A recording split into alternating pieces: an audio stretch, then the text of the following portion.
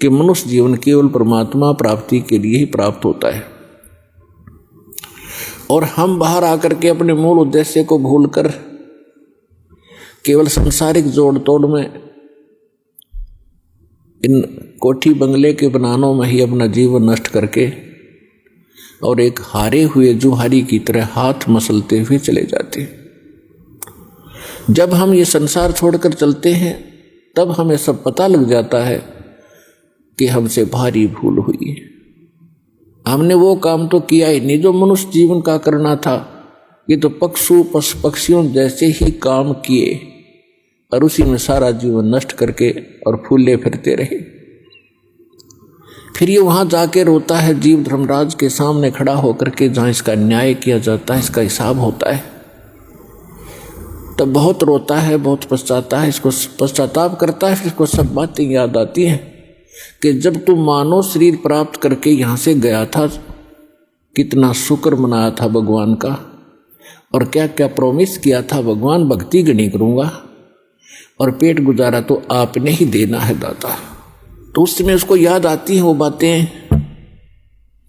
पौ फाटी पगरा भया जागी जिया जून, सबका हो को देत है वो चौथ समाना चून। सभी प्राणियों का, जितने भी ब्रह्मांडों के अंदर जितने प्राणी हैं, सबका वो परमात्मा पालन करता है और सभी की उसको चिंता है। क्योंकि माँ के गर्भ में जब ये बालक होता है उस समय ना माता सहाय कर सकती है, ना को पिता का सहयोग वहाँ काम कर सकता है। तो वहाँ पालन कौन करता आपका, वहाँ आपका सुरक्षा करने वाला कौन था?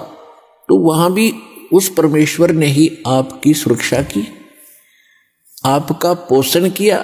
चाहे जुगाड़ कुछ भी जोड़ा उसने, कोई तरीका बनाया, माँ की नाभि से आपकी नाभि जोड़ दी और आपका शरीर पुष्ट हुआ।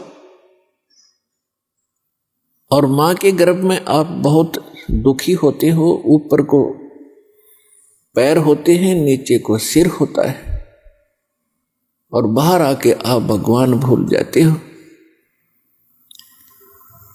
कबीर साहब कहते हैं, दुख में सुमरण सब करे, सुख मुकुर ना कोय, जय सुख में सुमरण करो तो दुख कहे को होए।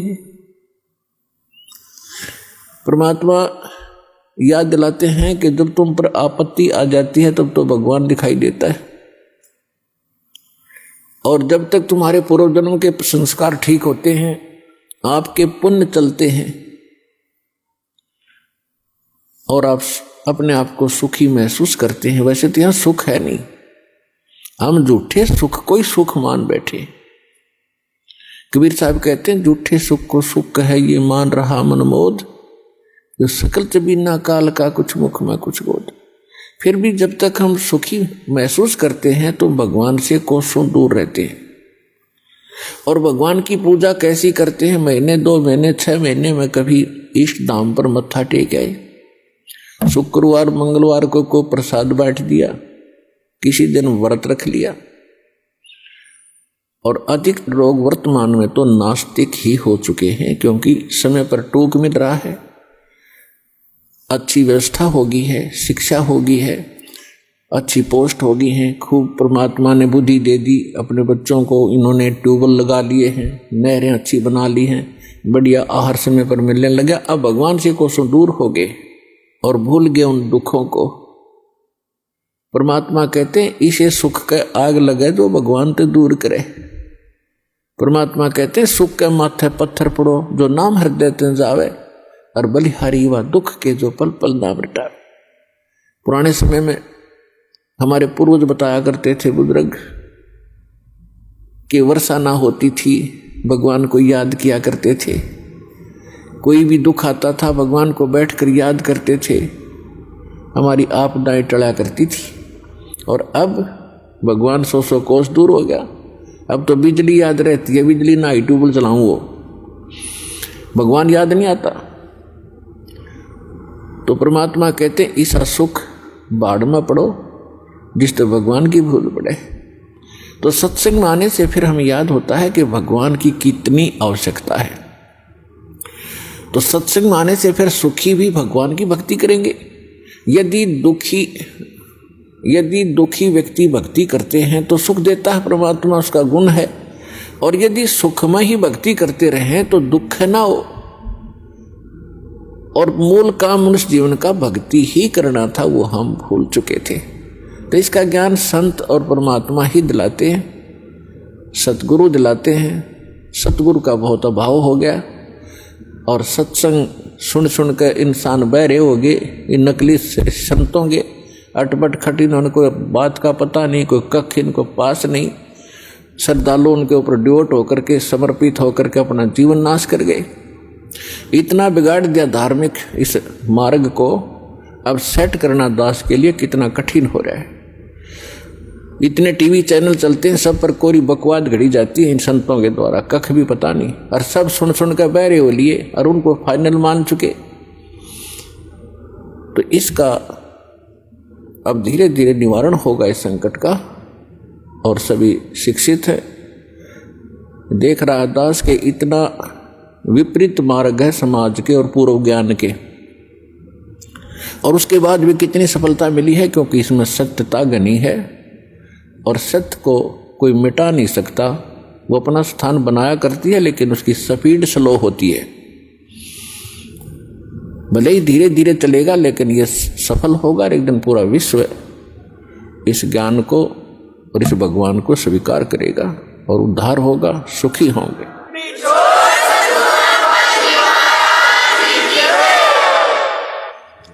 तो प्रसंग चल रहा है कि जब ये भगवान के दरबार में पहुंच जाता है तब इसको सारी बात याद आती है।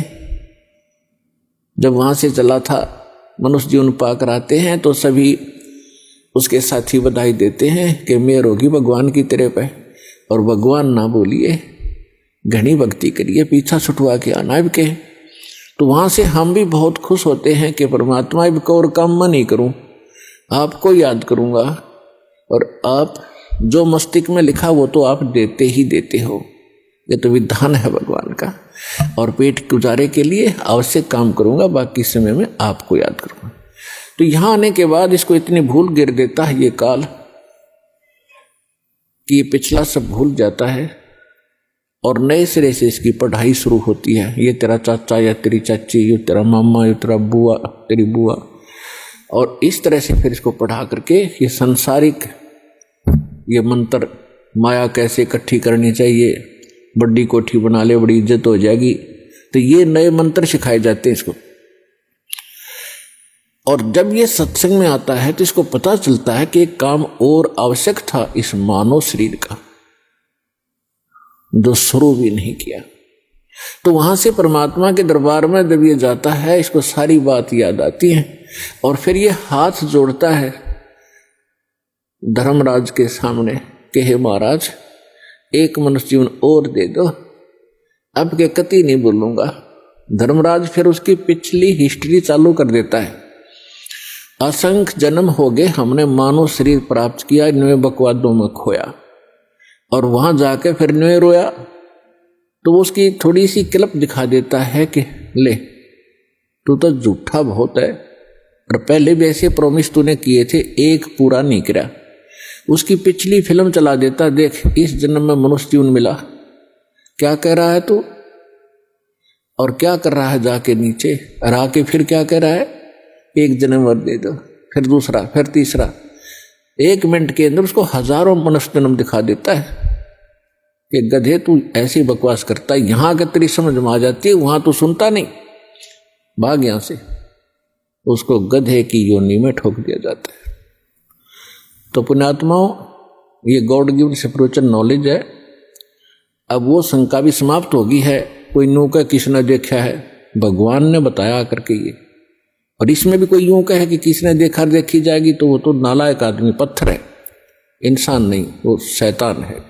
कहते हैं जब मां के गर्भ में तू रो रहा था, परमात्मा ने तेरी पुकार सुनी और ठीक ठाक तेरा शरीर बाहर कर दिया। और बाहर आके अब तू भूल गया। कहते उस समर्थ की रीझ भुलाई, अब कुल कुटुंब से राता, गर्भ के अंदर बचन भरे थे, कहाँ गई वो बाता। परमात्मा कितने प्यार से समझाना चाहते हैं, भूल गए उन दिनों को। उस समर्थ की रीझ छुपाई, उस परमात्मा ने तेरे ऊपर रहम किया, खुश हुए और तेरे को मनुष्य जीवन देकर माँ के गर्भ से संकट से बाहर निकाला। नहीं तो बहुत से बच्चे गर्भ में मर जाते, माँ भी मर जाती साथ में।